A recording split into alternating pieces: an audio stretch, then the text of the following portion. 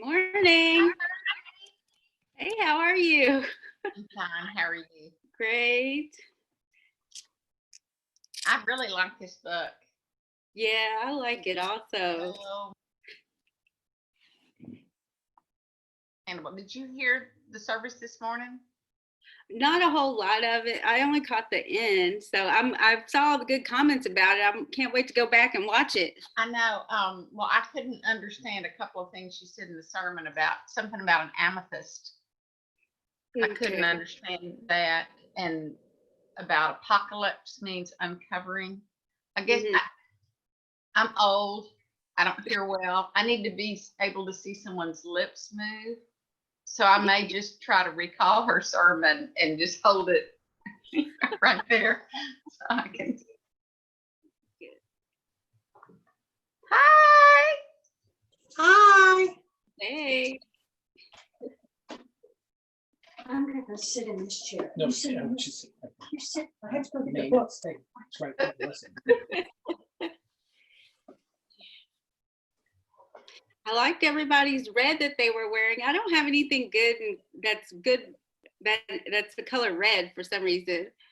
I have a lot of Belton High School shirts. Yeah, I'm from Belton. I went to Belton High School and I taught in Belton for 27 years. So I have a lot of Belton stuff, but I just wear a lot of red anyway. Okay, yeah. I was looking around. I was like, oh, I have a Belton High School t-shirt. So I was like, well, this has a little bit of red here and there. So. Hi, Birdie. Hi, how are you? Hi, Helen. Hi. Susan, could you hear all the sermon? Well, I actually had two services going on two different devices. So I could hear it, but maybe I wasn't listening every second. So why? Oh, I didn't understand about amethyst. Oh, yeah, no, I didn't hear that part. Okay. Our apocalypse means uncovering or something? Casey's church was doing baptisms. Yeah. So I was very interested in how they were going to do the baptisms. And so I was watching that. How did they? Well, they just had the three, they were adults. They had three adults that were being baptized, and the people that were presenting them stayed out in the audience, and they have a big altar area. So they came, two stood on one side and one stood on the other. And then they just poured the water out of a cruet over their heads, and then gave them their lit candle, did all that, gave them a dove because they were being, actually it was, or what is it called, origami? Origami? Yeah. And anyway, so I just wanted to see how they were going to do it, but they did something interesting today. They are taking communion. They're taking the Eucharist to everybody that asked for it. 50 zip codes, 500 people. They're delivering. So they stopped when they broke the bread. And then at 5 o'clock, they'll have a Zoom meeting and they'll all take their communion together. So isn't that interesting? Oh, wow. Yeah, I thought that was pretty cool. So anyway, I was watching two services at once. I had trouble with the Spanish. Huh? When they were doing the other languages, all I heard was undertones as Sally was talking, and I couldn't understand either of them. Well, you're not supposed to be able to understand other languages. It's supposed to represent how it was in the beginning. Yeah. No, I understand, but it just made it harder to listen to Sally. Oh, Oh, well, we've heard that passage so often. I enjoyed it. I thought it was a cool effect in the background. Well, I didn't realize what was happening at first, Me to be either. honest. I And think then all we've I done heard is, I said, before. somehow somebody's on this connection and it shouldn't be. I had already seen it at another church that morning. So, but I think we've done that before at our church. Well, the I DOK missed does it, but they do it one after the other when we go to a big DOK services. Oh, At assemblies, when Bishop Fisher is preaching, they do the gospel in English and then someone comes and does oh it in yeah. Spanish. But this was supposed to be the holy, I know. The multiple languages, yes. Hi, Yeah. Glenda. Okay, I'm trying to enlarge this Hey, window. Glenda, how are you feeling? Good, I'm good. Good. that's great. See my bobos? Oh, Wow. Oh. oh, I'm so sorry. Hi, Gloria. Hi. Victoria. Hi. Gotta go get my book. I've been watching, after the service, the the governor of Minnesota came on my Facebook page with me and I've been watching that. Hey, Art. Art. Hello. Art.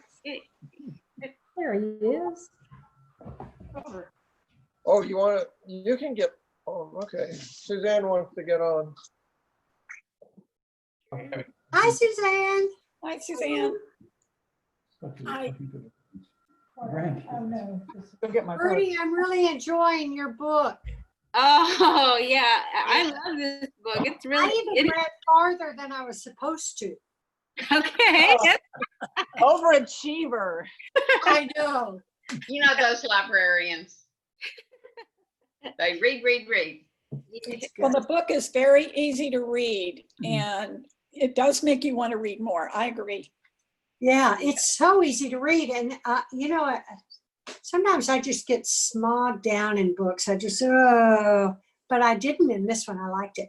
Good. I like the way she writes. Yes, very much. Light on behind me. I guess we'll give a couple more minutes. I know there might be a couple other people maybe trying to log on and then we'll get started. Uh-oh. Somebody's coming. Susan Rushing is not coming today. Okay. Hey, Doug. Hey. Hey, There we go.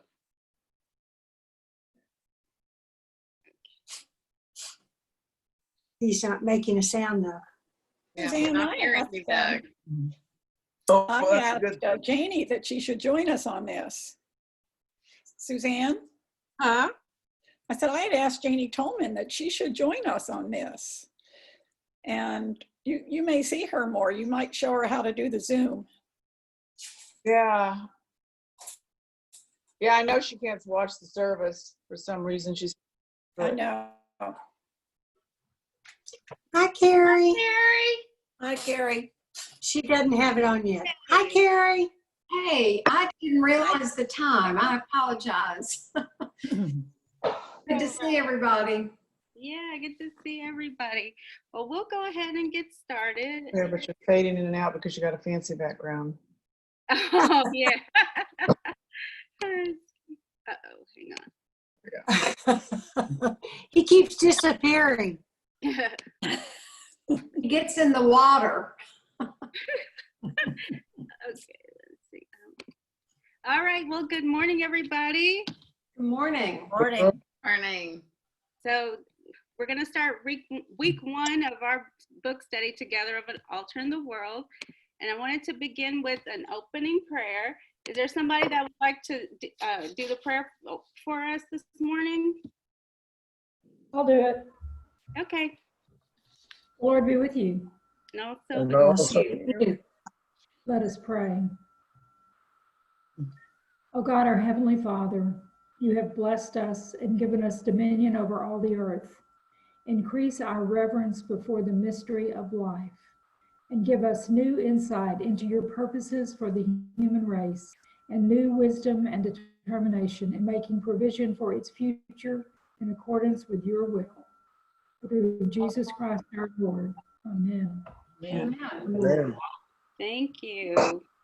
Well, today we are going over chapters 1 and 2 of our book. But before we begin, I wanted to do another fun little icebreaker if you want. Okay, we have two options. What was your first job? Or if you could pick a new skill in an instant, what would it be? So does anybody want to start? I have to start because there's someone else in this class that might say something about my first job. And my first job was when I was in college at the University of Texas. My father helped me get this job during the summer, and I worked at the State Board of Insurance, which was right around the corner and still is from the Capitol building. And me too. Yes. We actually worked there the same summer and didn't even, long before we met, and we don't think our paths ever crossed. But anyway, Oh, neat. I find that interesting. Wow, that is something. Anybody else? My, Okay. Go ahead, Nancy. my first job, I was in high school and I worked for a lady who owned a pet store in Beverly Hills, and she raised schnauzers. And I fell in love with that breed of dogs. That we had one eventually ourselves. And I just did her billing and everything else while I was in high school. Oh, wow. Was that Beverly Hills, Texas or California? Oh, no, California. I was Okay. out. Oh, wow. And I wasn't in Beverly Hills, I can tell you that. She didn't live in Beverly Hills, but that's where her shop was. Well, my first job, my dad had the newspaper and printing business in town at that time, and my sister had done it before but we sold ads gathered all the papers and had stapled the rodeo program for the Belgian 4th of July rodeo, and then got people to help us sell them on those old rodeo grounds, which Susan will remember. I mean, all the dust and dirt and everything out there hawking rodeo programs at the rodeo every night. Bye-bye. Did anybody else? My first job was two jobs. It was the summer after my freshman year in college. And I went home, and in the morning, I worked in the hospital, in the office, our little hospital in our little town, in the office doing, filling out insurance claims, which is probably the most boring job anyone ever had. But in the afternoon, I ran the public library, which during the school year was only open 2 days a week. But in the summer, they opened it every afternoon. And so I was the librarian, which was fabulous because, we'd have a run for maybe 45 minutes. There'd be a lot of people in there, and the rest of the afternoon, no one. So when I got the book shelved and that kind of thing done, I just read my little heart out. It was great. That's what they think real librarians do. They just Oh, sit I and know. read all day. Well, in that case, that's what I did do. I know that's not what real librarians do, but. Yeah. Anybody else want to share? Well, when I first moved to Austin, I got a job at a finance company on 6th Street. And that was a real eye-opener, let me tell you, because back then they were doing some legislative changes, to the way people borrowed money. But anyway, that led into my job working for the control agency, because a young man came in to work as an intern, and he said, "What are you doing here? You need to be at another job." So I immediately went to the state of Texas and applied for a job at the state controller. So that's where I worked for 30 years. So that job, even though it was not the best job that, to start with, it was a good way to get into the job that for the rest of my career. So it was interesting. Oh, that is awesome. Yeah. Well, my first job was at a movie theater. I worked for AMC Movie Theater in Houston, Texas. One of my friends was the manager there, and so she got me the job. And it was the best thing ever because I got to sneak in like on breaks to watch movies on my break. So it was great. Well, just a little bit of fun. Is there anybody else that wants to share? Okay, well, we'll move on. That was a little fun thing, kind of get to know everybody. It's interesting the way, things kind of work out sometimes. So today we're going to study chapters 1 and chapter 2. Chapter 1, waking up to God, and chapter 2, paying attention. But before we begin, what was your overall reading experience? I know before we started today, a lot of people were kind of talking about how they thought it was an easy book to read, and they really liked it and enjoyed it. Does anybody else want to share kind of their overall experience so far? I read this book when I was at Iona preparing to be a deacon, and it was one of those things that was piled on to 20,000 other things we had to read. And I honestly, when I read it, started reading it this time, I thought, well, I just missed that completely last time. I just read through it so fast before that it didn't really sink in. So I'm glad to get this opportunity again because I really like it. Any other thoughts? I find her writing to be very easy to read. I think we talked about that last time, and I may have said something like that, but I feel like she's writing, she could just be in my head. Yes. Except she's writing about experiences that are different from mine, but I really something about it resonates with me, so. Right. I think I kind of have the same sentiments as everyone else. It's like, it is a kind of like a page turner. Once you get started, you kind of want to keep going. I know there's some thoughts about that as well. So the chapter 1 was about, let me pull up my book, practice of waking up to God. And it also has like the subtitle, vision. And so this was a quote that I found in the book that I kind of wanted to share to kind of get us started this morning. People were free to see the whole world as an altar.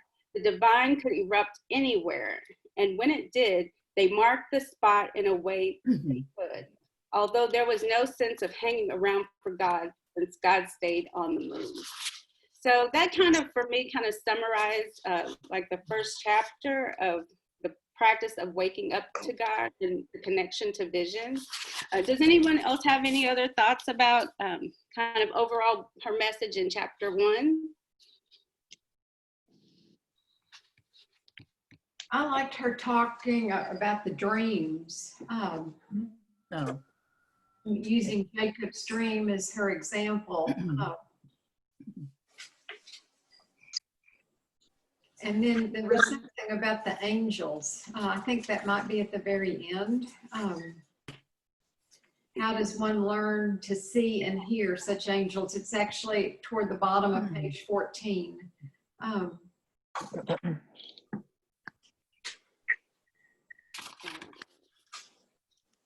like the point on page 13 when she said, "This is wonderful news. I do not have to choose between the Sermon on the Mount and the magnolia trees." I love that. I liked it too. An altar anywhere. And it really, you realize that, but just putting it in words, all of a sudden, it's just like, wow, that's fantastic. So. Found a lot of the things, and I used my little highlighter because I got the book this time. She talked about wisdom on page 14. Said, "It is wisdom we need to live together in this world. Wisdom is not gained by knowing what is right. Wisdom is gained by practicing what is right." And I thought that was particularly apropos today. Right. Yeah, and at the top of that page, there's only one house. Human beings will either learn to live in it together or we will not survive to hear its sigh of relief when our numbered days are done. Yeah. That really hit me, considering the events of the week. This is not a fast computer, so it takes its time. And a little statement about the Talmud. About what? The Talmud, every blade of grass has its own angel bending over it, whispering, grow, grow. Made us feel like we all had little angels saying, grow, grow.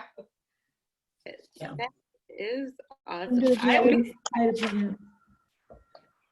I am moving because my husband is building something right behind me.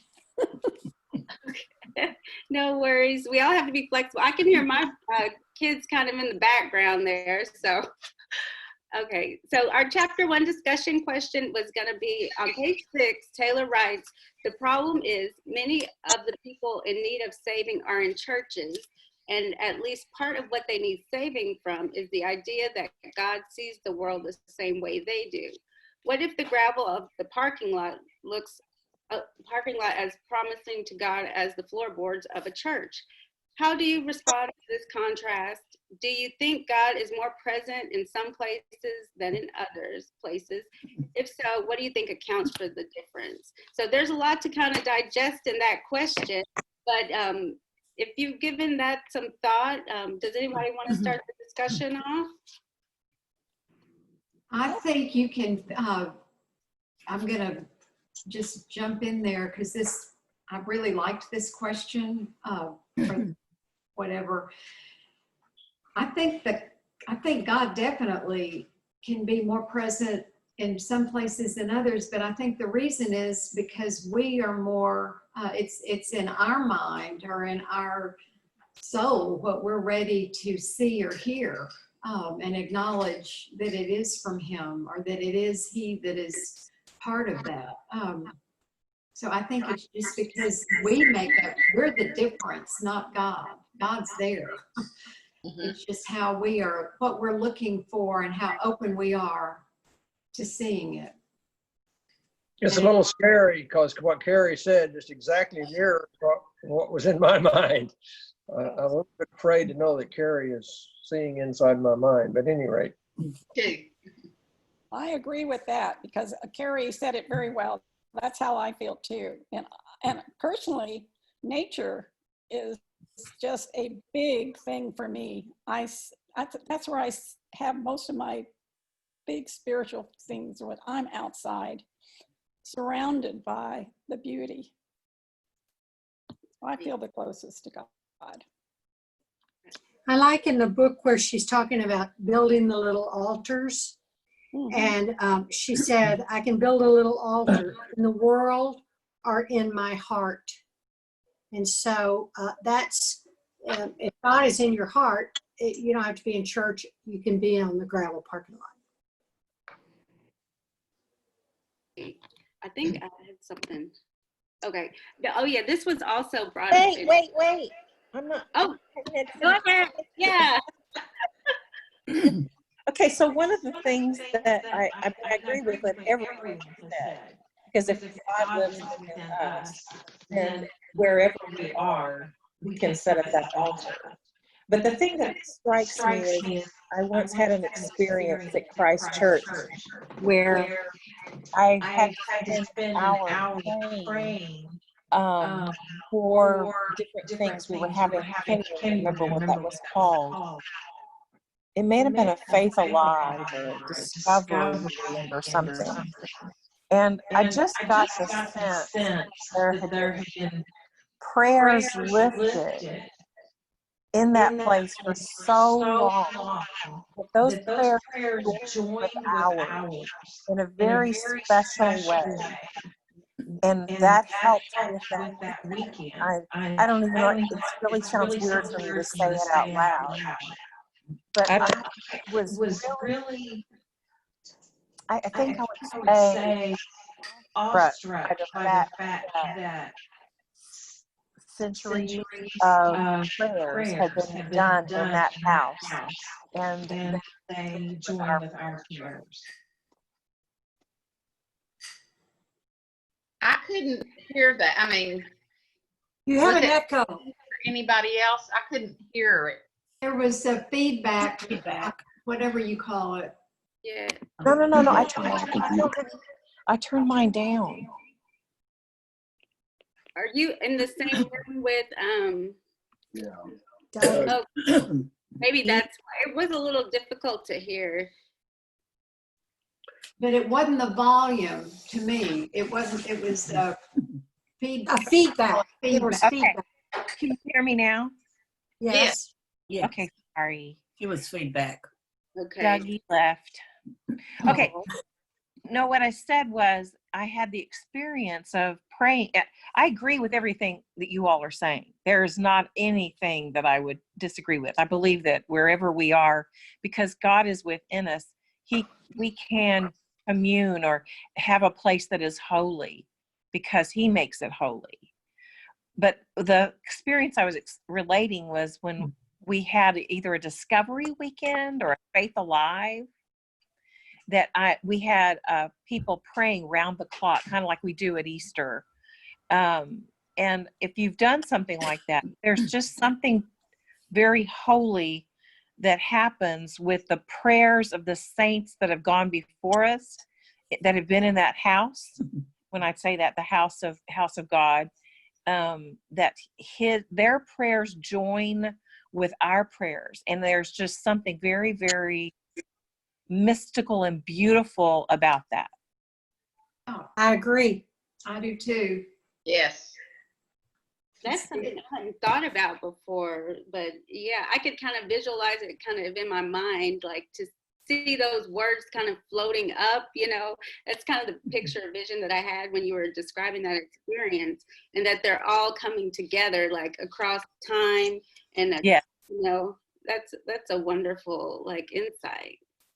So when we, in essence is that, yes, we are bound by time, but those prayers are not bound by time because they are with God, and they're in his, and that you talk in Revelation, it talks about the golden cisterns, and he captures those prayers, and they are fragrance to him. And I don't know, it really, when you're sitting there for an hour, you think, oh my gosh, this is going to be so long. And then all of a sudden, it was like I was there for 10 minutes. It was so beautiful. I'll never forget that experience. It's beautiful. Does anyone else have anything else to share in this? One other thing that occurred to me is that other places that we can build altars in the world, we can build them in front of our refrigerator, or in front of our pantry, or in front of our TV set, or in front of our checkbook. Mm-hmm. There are other places we shouldn't build altars in the world. Yeah. Well, that's a given.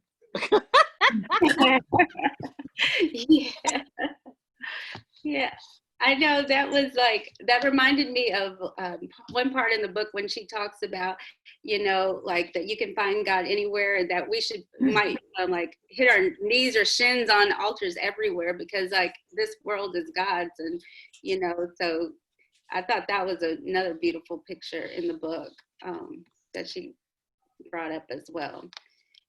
The other thing in chapter 1 that I wanted to bring up was about the Jacob's ladder, and I think Miss Carrie mentioned it earlier, and recognizing God's presence.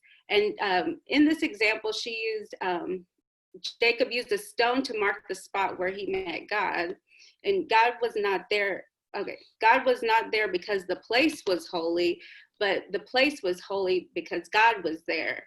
And I think that's a lot of, the points that everyone has brought up this morning, is that, God is always holy, and it's our response to him as to how we accept or appreciate that experience with God.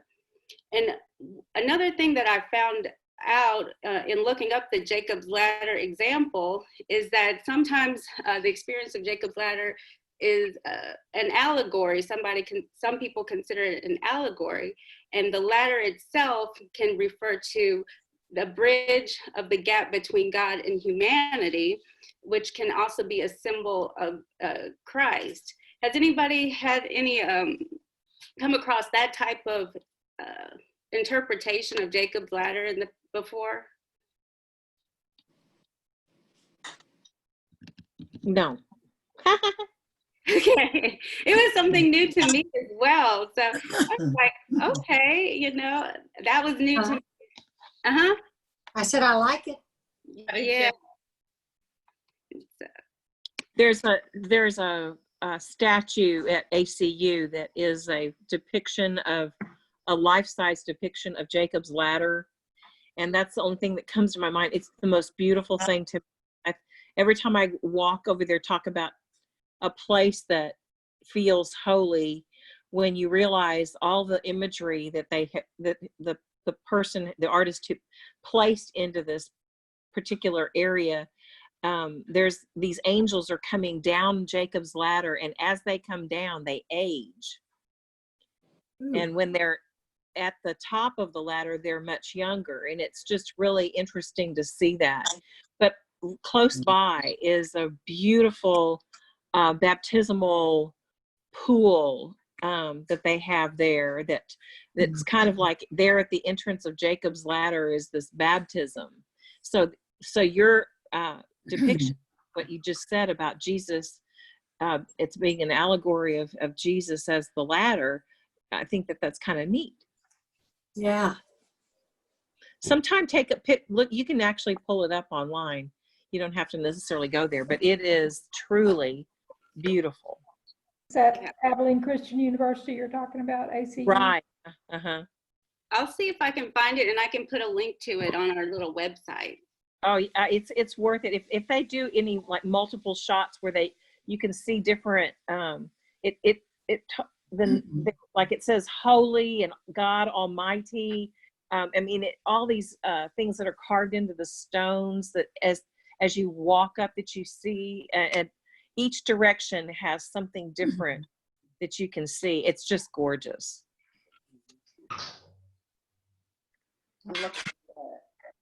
Oh, you are? Cool. Let's see. Birdie. Yes. Hey. Some of us are a little slower, sorry. Oh, no worry. And I try to slow myself down because I know I have a pace to always keep going. So No, I just didn't get myself ready, and I was like, if I don't get a shower, I'm not going to be able to start this day any further. So, but anyway, I guess I would say Cedar Break Retreat Center is sort of one of those ladders between heaven and earth for me, because so many times I've been there on silent retreats over the years where God, it just puts me in a position to, it's sort of dedicated by all the people that have been there, I think, over the time. And it's like, no matter where you are, I don't know, it's just one of those places where I connect to God easier than most. It's been sanctified. That's it, Harriet, that is exactly it. It feels like it's been sanctified. Yes. Yeah. Also in this chapter, she brought up a few questions. Do we build God a house so that we can choose when we go to see God? I thought that was interesting. Do we build God a house in lieu of having God stay at ours? And what happens to the people who never show up in our houses of God? Did anybody have any reflections on any of these questions?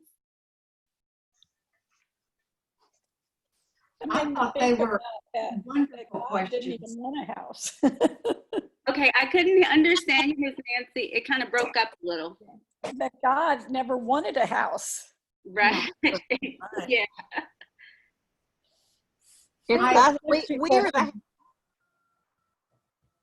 Well, and I think one thing this pandemic has taught us that we all should have already known is that the church is not really a building. We are the body of Christ wherever we go and however we go. But these are really good questions, though. Right. Was there someone else that wanted to share? I just thought the first two questions really hit home. I think a lot of us like to keep God over there, you know, so that he doesn't interfere with our daily lives and our daily decisions and how we treat others. You know, if God's over there, he can't see what I'm doing. The question of what happens to the people who never show up in our houses of God is one that I think should be on our minds all the time. Right. And I think what Carrie said about the church not being the building, but it being body, is the point of everything. Because if they're not coming to us, then we need to be going to them. And that's Exactly. And what that last one, what happens to those that never show up? What you were talking about, Glenda, that really puts the burden on us, as it should. I mean, that's the Great Commission. We should be telling everybody. And what is the psalm we read every Monday, Thursday, and Good Friday? I believe it's Psalm 22. Yes, it is. I've heard that for years, but last year, for some reason, when David Louth read it, it struck a whole new thing with me. And that is, it's such a sad and remorseful psalm. Yes. Such hope at the very end of it, when it talks about my generations before me. What does it say? I've got my prayer book right here, but it gives us such hope, because those generations that are coming after us will know. It's like my ancestors before and after will tell of God's good work. I'm really badly paraphrasing that. I used to be able to tell you exactly. You want me to read it to you? It's at the very end. Yeah, my soul shall live for him. My descendants shall serve him. They shall be known as the Lord's forever. They shall come and make known to a people yet unborn the saving deeds that he has done. If that's 22. Yeah, and that leaves it up to us. Right.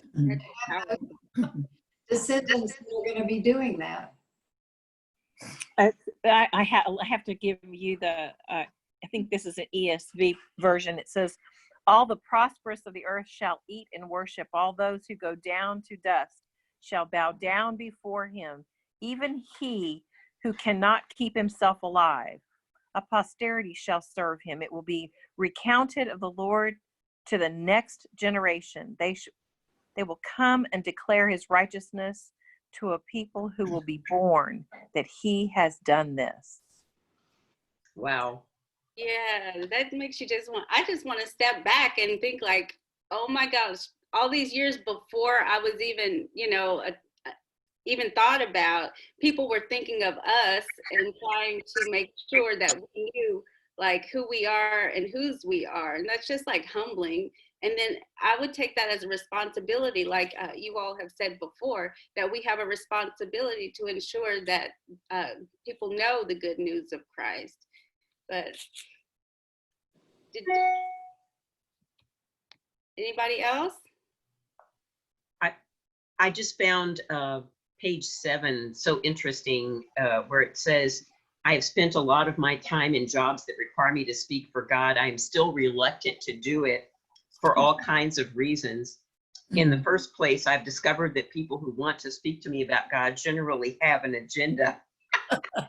However well-intentioned they may be, and we know many people and ourselves too, their speech tends to serve as a means to their own end.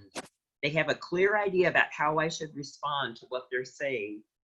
They have a clear destination in mind for me, and 9 times out of 10, it is not someplace I want to go. And having grown up Southern Baptist and then spent 18 years in a sort of mildly charismatic non-denominational church and then back to the Episcopal Church, I've really identified with that. Absolutely. Yeah. All right. I see. Wow, we're having a very good discussion, and I hate that we have to kind of Wrap it up. don't it's too long. Yeah, I don't even know what the time limit on this is. So I'm hoping we don't get cut off by the Zoom system. But So we'll move on to chapter 2, which is the practice of paying attention. And so this chapter was a lot about reverence and paying attention that way. So our discussion question for chapter 2, the terms paying attention and reverence are used interchangeably throughout the chapter. How do you define reverence? How do you recognize it in your life and the lives of other people? After reading Taylor's take on reverence, do you think you will find a way to be more attentive in the future? If so, name one practical way you might become more reverent in your life.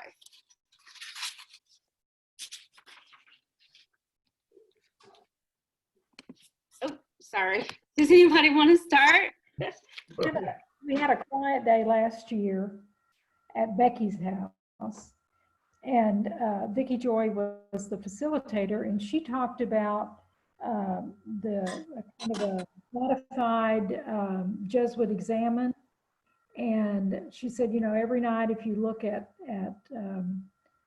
where you have fallen short, and then every night and write that down. At the same time, think about when you felt closest to God.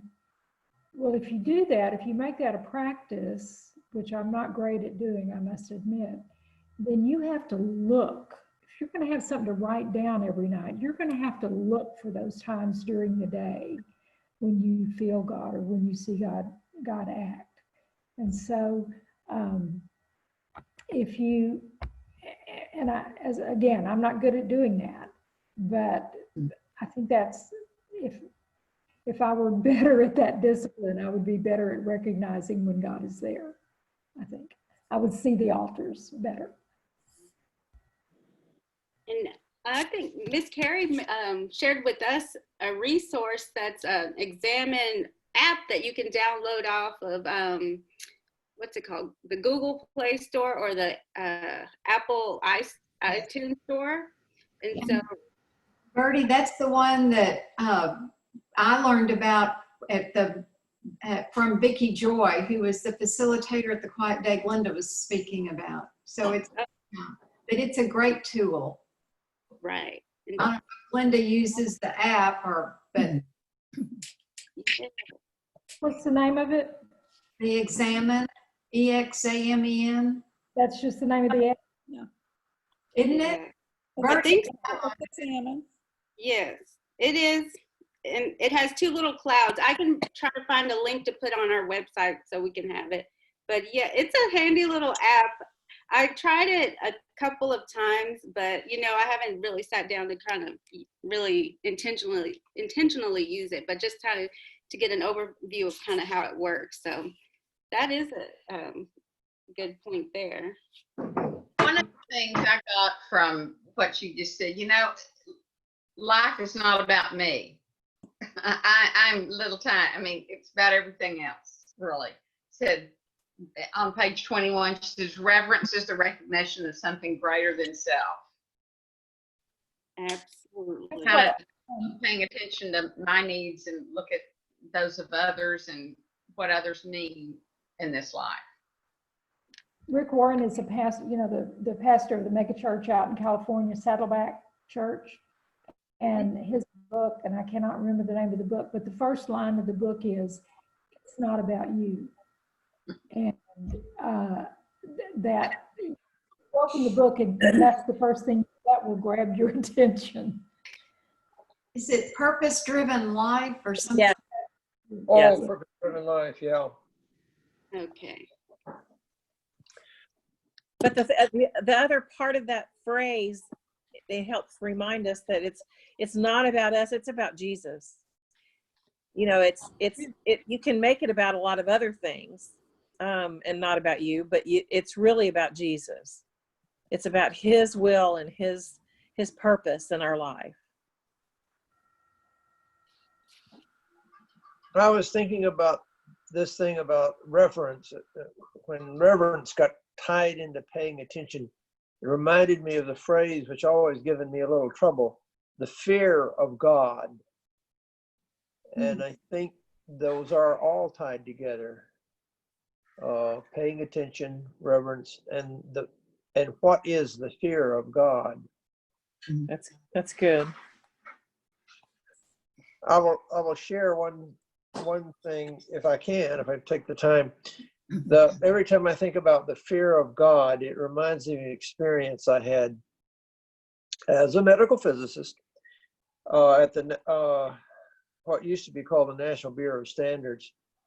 I was there for another purpose, but the director was a very nice guy, and he gave me a little tour, which included a facility where they were studying using radiation to sterilize food. And it was a bunker, very thick concrete walls. When you walked in through a maze on a catwalk over a big pool of water. And the catwalk had a little conveyor belt that they could run food into this area. So there was a central room, and it was full of, it was a big swimming pool underneath it, essentially, about 20 feet deep of water. And down at the bottom of the water were some devices that they could raise up on either side of the catwalk. And on these two platforms were two extremely high activity radioactive sources, cesium-137. And the radiation was so intense, it produced what's called Cherenkov radiation, which is this blue color,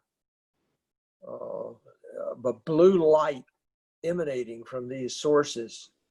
And I was standing on this catwalk, and there was nothing between me and those intense radioactive sources emitting that blue color, but water. And we had a Geiger counter, and it was just showing a little bit above background. So we were safe.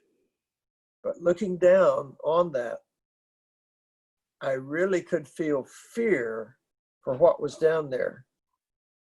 But it was also awe, and it was something that was useful. It's that the sources were not bad things. They were good things. They were going to be used to sterilize food. And of course, I've used radioactive cesium sources in treating patients with cancer. But it was a fearful thing to look at. And that sort of is my metaphor for the fear of God.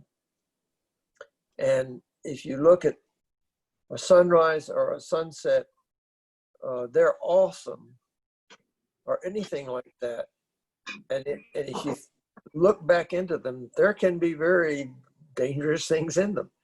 There could also be very dangerous things in getting too close to God if you're not doing it the right way and following the right rules. I also got from the chapter about reverence, though, for other things and people, and maybe trying to appreciate and respect other people. Kind of like that old saying, you never know someone till you walk in their shoes. Mm-hmm. And just respect humanity as well. Of course, God first, but I don't know, maybe I am misreading, but I that's how it's one way it spoke to me. Yeah, absolutely. That reminded me of something I have a little bit later about paying attention in the lessons from Dame Julian of Norwich. God made it, God loves it, and God preserves it. And so that kind of, if you have that perspective in dealing with people, then I think that it makes you more aware of, God and God's creation, and that we're all loved by God. And love was his meaning in all of this. Who revealed it to you? Love. he reveal to you love, and why does he reveal it to you for love? And again, it goes back to like everything about like our way of love in the Episcopal Church, is that love is always the center and the focus. And so when you kind of get away from that, then you kind of have the potential to lose your way. So did anybody have any comments on the example of Moses and the burning bush and how that relates to reverence?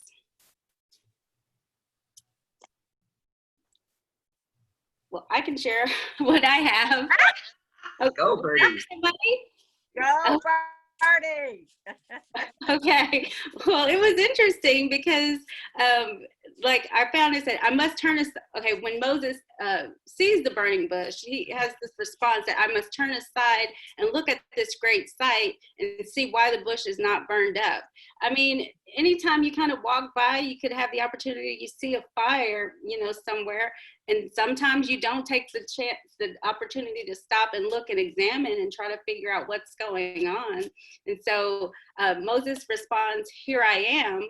And I thought that was kind of a good example of kind of when you see something in the world, maybe that's God's trying to get your attention and to maybe kind of take a step back. I know from myself, I kind of do rush through the world a lot. And so I have to kind of remind myself to kind of slow down and, you know, see what's really going on, be present in the present moment. And there was also the mention about take off your sandals. And in the example that the removal of the sandals could be viewed as a sign of respect as well as vulnerability. And so that's kind of another opportunity and response in relationship that we have to God and reverence. So that was kind of like all the things that I saw, like when I was looking that up, I was like, whoa, I never thought of it that way. But another interesting thing that I found was a poem called Aurora by Elizabeth Barrett Browning. I'm not really familiar with her work, even though at Baylor, there's a library about, I think she has some resources there. The Armstrong Browning Library. Yes, one of my favorite spots in the universe. Me Right. too. Is anybody familiar with this poem, Aurora? Oh, yes. Yes. Yes. Yeah, I hadn't. No, she's not here yet. No, did she take your phone? That was the first time I came across this poem, and I read it all. And I was like, oh, wow, I didn't know what, you know, they had here at the Baylor when I was there in that library, but she had a wonderful poem there. And this was a little part of it.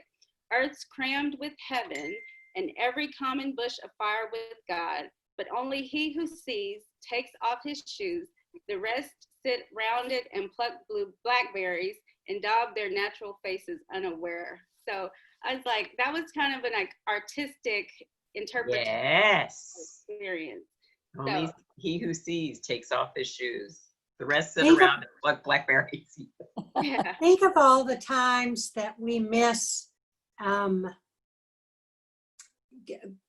what God's got to say for us because we don't stop and turn aside Yes. and say, here I am. Yep. Well, you know, it's a different perspective, but I think chapters 1 and chapter 2 just go together beautifully. To paying attention really also goes back to seeing all the altars that are out there. Yeah. It's just been a really beautiful read. I'm sorry, Bertie, what was the name of that poem again? Aurora Lee. Do you see it's at the bottom of the screen here? Aurora, and then the next word Leigh. We're having a good discussion. Okay, thank you. Anyone else? She talks in that after that about the time that she saw this moment and then was like, I've just got to get rid of this bag that's full of fleas, you know, and cat litter. And then she came back and everything was different. And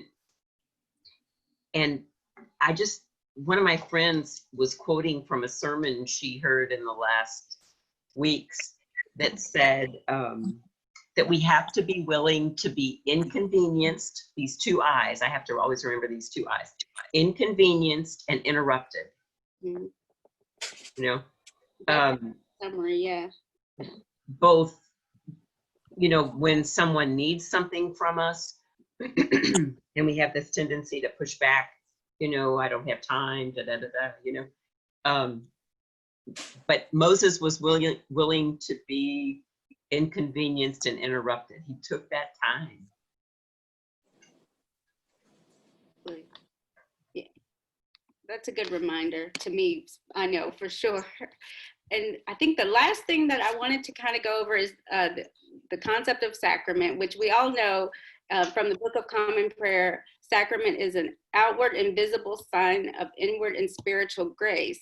And the author suggests that anything can be a sacrament. And she gave the examples about the chickens and the catalogs.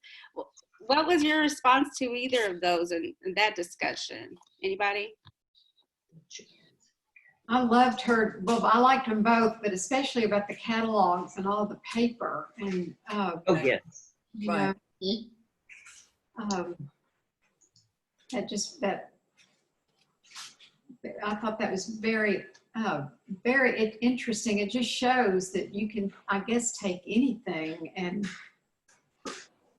really develop your thinking into, or train your thinking to go into making it a sacrament. I've never looked at a catalog like that, but I have seen them like she did.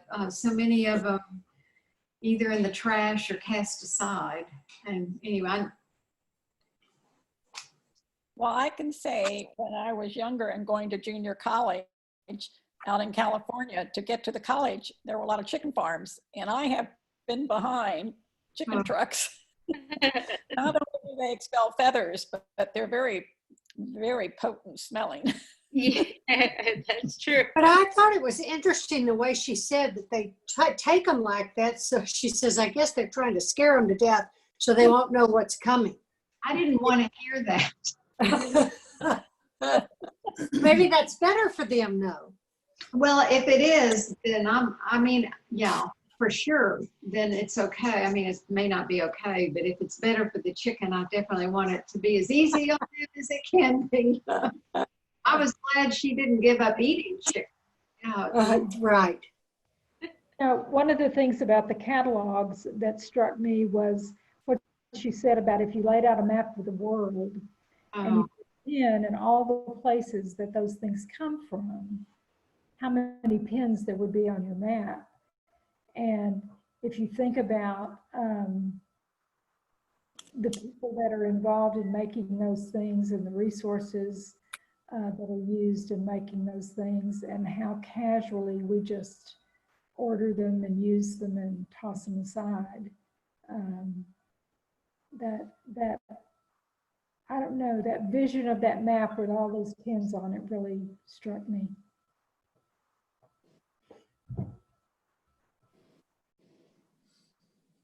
Anyone else? Well, that little sentence about anything can become a sacrament, by which I mean an outward and visible sign of an inward and spiritual connection. And she's replaced grace with connection. That's true, right? Where is that? Where is that, Art? What page is that? On the screen. On the screen. Yeah. Well, it's on page 30. Oh, thank you. That's what I need. Yeah, it's on 30 on my. Okay, got it. At any rate, I've always struggled with what is grace? What is the definition, or what is the experience of grace? And I thought this passage was helpful because there are many ways to look at grace and ways to think about grace, but to think of it as a spiritual connection to God, I think is a very good way to seek to understand and enter into and experience grace.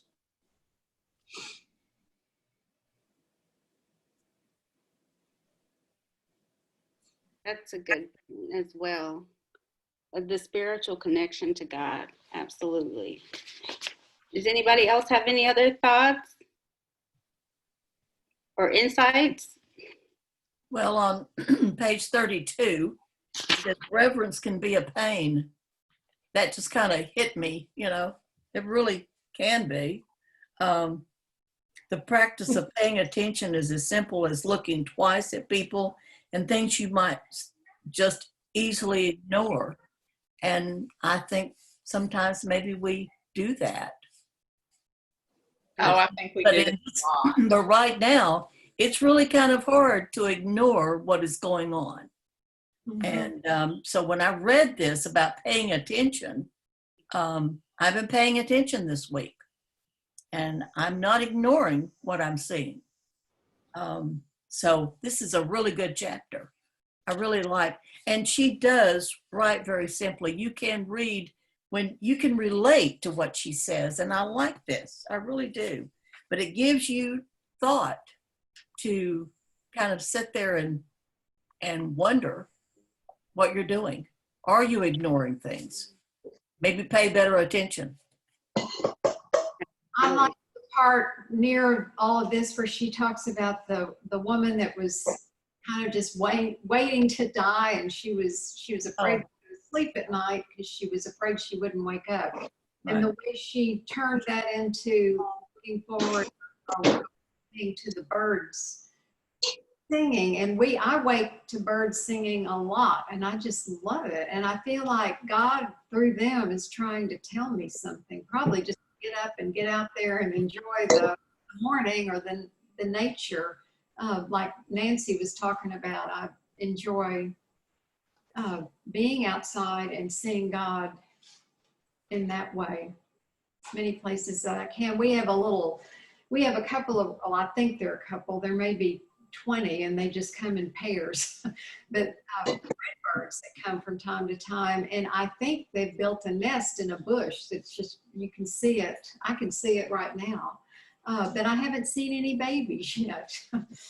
And the sad thing is, when I looked at it closer, with that getting close enough, I wasn't touching it or anything, it looks like part of their nest is a discarded plastic bag. And I thought, oh my gosh. But then I thought about our plarn mats that are made, and I thought, well, maybe it helps keep them more protected. So That's true. Speaking of birds, I was back. I've been waiting out in the parking lot, waiting for Becky Sparks to pick up the Feed My Shape food. And the birds were just carrying on, and I just sat back, closed my eyes, and listened to the birds. Loved it. But I think it's easy. The first time I met chickens were Gloria and Amy's chickens. And they have caused me to think differently about chickens because they have such cool personalities and habits and things like that. And it's, again, it makes me really think, if I'm gonna eat this, do I want to do something where they're humanely killed? Because it does cost more money, you know, to buy that type of product. But anyway, Gloria, I give you credit for that. Well, we're coming up on an hour. I think we'll probably try to keep it to an hour, I guess, each time. But there's so many good things that are kind of coming out of this. So I hope everybody's kind of finding something, you know, out of this. yeah. I'm trying to think if we have enough time about this. Well, I guess we can kind of work on this for next week. We can just continue. But after the reading, how were you challenged? This is something that we can kind of talk about at the end of each session together.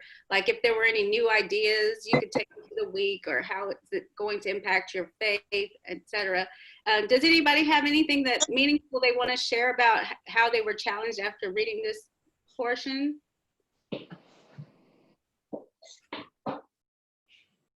I know I need to take more time Right.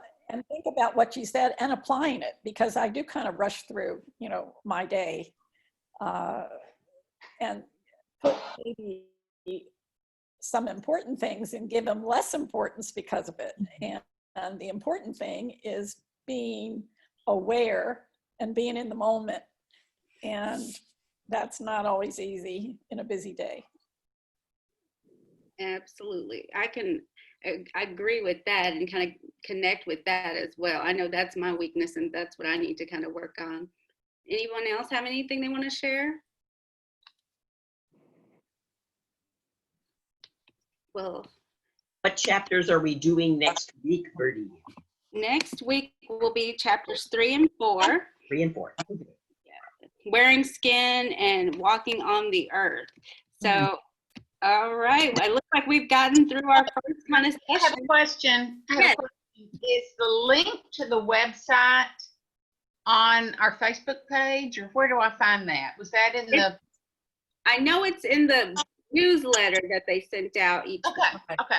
I'm So- sorry, I was remiss and.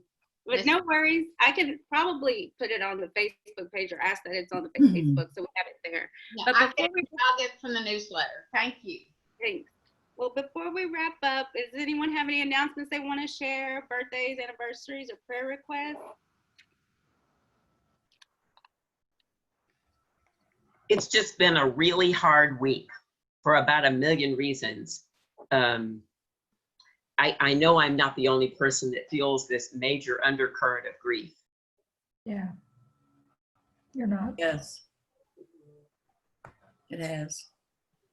I think we need to really think about reverence for life, the life of all people, reverence.